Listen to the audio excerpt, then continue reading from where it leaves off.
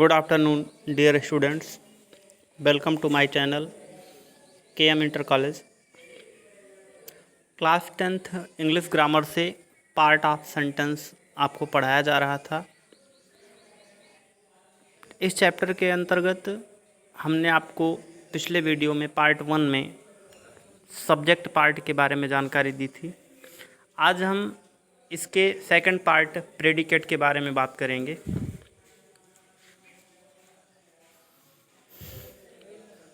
Subject क्या होता है?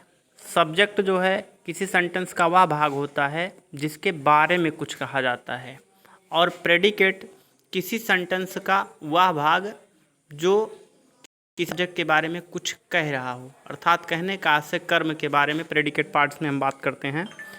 प्रेडिकेट पार्ट के अंतर्गत एक शब्द भी हो सकते हैं, एक या एक से अधिक भी शब्द हो सकते हैं, और एक या एक से अधिक शब्द होने पर प्रेडिकेट पार्ट का वर्गीकरण हम इस तरीके से करते हैं। पार्ट ऑफ प्रेडिकेट, इसके बाद फिर हम लेते हैं वर्ब।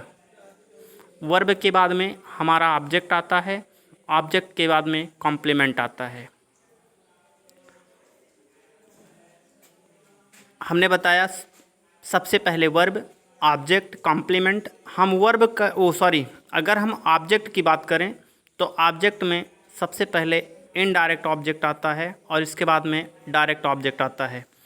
तो प्रेडिकेट के अंतर्गत आने वाले वर्ब के बारे में हम बात करते हैं कि वर्ब क्या है। वर्ब को हम ऐसे डिफाइन कर सकते हैं, a verb is a word which denotes an action, अर्थात कहने का आशय कि क्रिया जो है कर्ता द्वारा किए गए कार्य को व्यक्त करती है। इसके बाद में हमारा इनडायरेक्ट ऑब्जेक्ट आता है।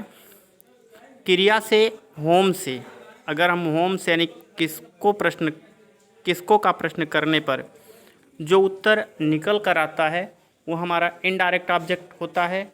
और एक हमारा होता है डायरेक्ट ऑब्जेक्ट, अगर व्हाट से हम क्वेश्चन करते हैं तो हमारा डायरेक्ट ऑब्जेक्ट निकल कर आता है। Thank you.